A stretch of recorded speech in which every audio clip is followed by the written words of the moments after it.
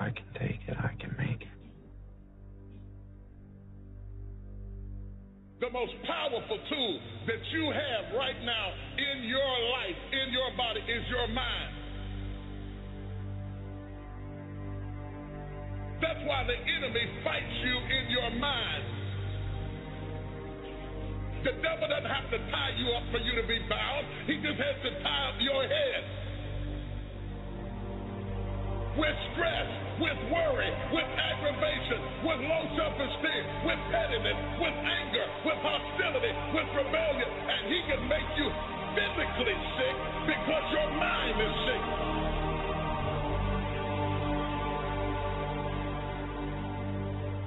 Lay your hands on your head and say, give me a new mind. Give me a new mind means give me a new perspective. Give me a new perspective. Give me a new way of looking at my situation. Give me a new way of looking at my circumstances. Get my mind ready for this year, because when I get this year, there's going to be blessings, there's going to be miracles, there's going to be opportunities. Oh yes, there's going to be some struggles, there's going to be some challenges, there's going to be some tests, but even the struggles are an opportunity for me to show off the victory if my mind can handle the change.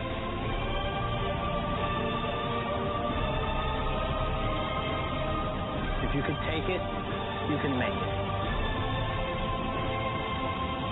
You can take it, you can make it.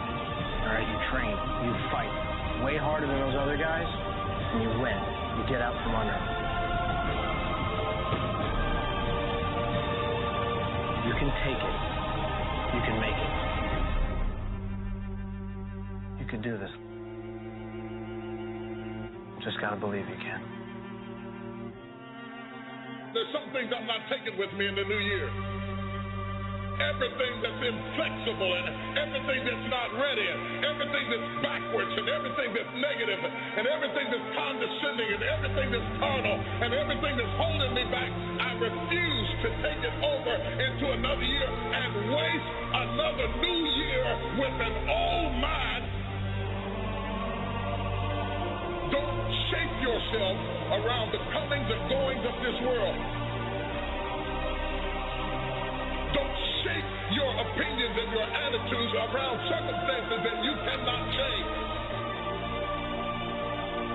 If you go into another year and waste another year with the old mentality while somebody's in the hospital begging God for the opportunity that you have right now, you better step into this moment.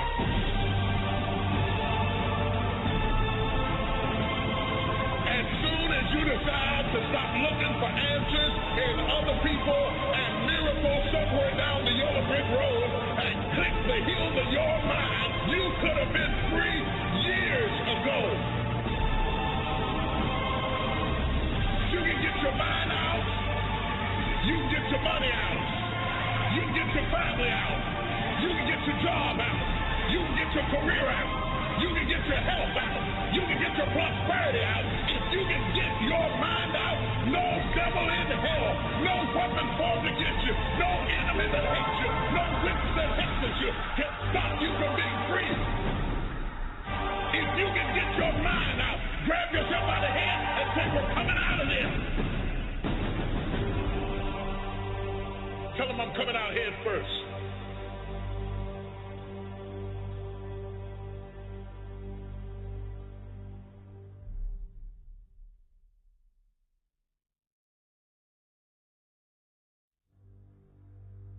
Fear is not real. The only place that fear can exist is in our thoughts of the future.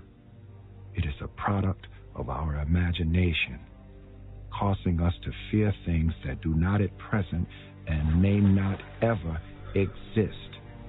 We are all telling ourselves a story. But do not misunderstand me. Danger is very real. But fear is a choice. There are probably things that you're afraid of doing right now in your life, in your relationships, at work. And the fact that you're afraid, that's robbing you of all of the experiences that you want to have in your life. I mean, fear is something that stops us all. It's this fear of discomfort People have this extreme feeling in their mind. They want to avoid discomfort. Most people, their associations are to avoid anything that's uncomfortable. But it's so illogical, because when you look at comfort and you look at success and progress and the feelings of accomplishment and of getting past certain hurdles in terms of like how you feel about life, a lot of those are connected to discomfort. Like, discomfort is your friend. The only way to deal with fear that I found in my life is a couple ways. One of those ways is to turn it on itself and ask yourself, what am I afraid of? If I'm afraid of that, I got to be more afraid of what I'm going to miss out on. So you got to say, okay, what's the price if I just stay doing this? What's the price? What I need to really get scared if I learn all this and I don't follow through. And then that fear will get you over your fear. It'll push you through. Turn fear on itself. I'm gonna sit myself in my rocking chair. I'm 85 years old. I'm looking back on my life, and I say, I didn't do this, or I did. Fear of failure is good. Fear of failure will keep you up at night, planning and rehearsing. Fear of failure will keep you training hard. It'll stop you from cutting corners. Fear of failure will keep you working and thinking and striving and relentlessly trying to be more prepared for battle. I want you to be afraid of failure. I want you to be terrified of sitting on your ass and doing nothing. That is what I want you to be afraid of waking up in 6 days or 6 weeks or 6 years or 60 years and being no closer to your goal. You've made no progress.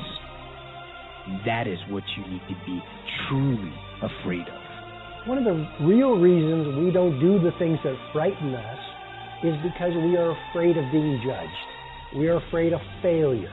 We are afraid of success. We are afraid of stumbling. One of the reasons we don't really step into our heroic nature as human beings is because we're attached to the outcome. And so just developing the philosophy where you live in the moment, you do the things that frighten you, and you don't really worry about what happens. That will develop a sense of fearlessness and a sense of bravery. The breakthrough happens by conditioning your mind every day, by feeding it a role model or a story.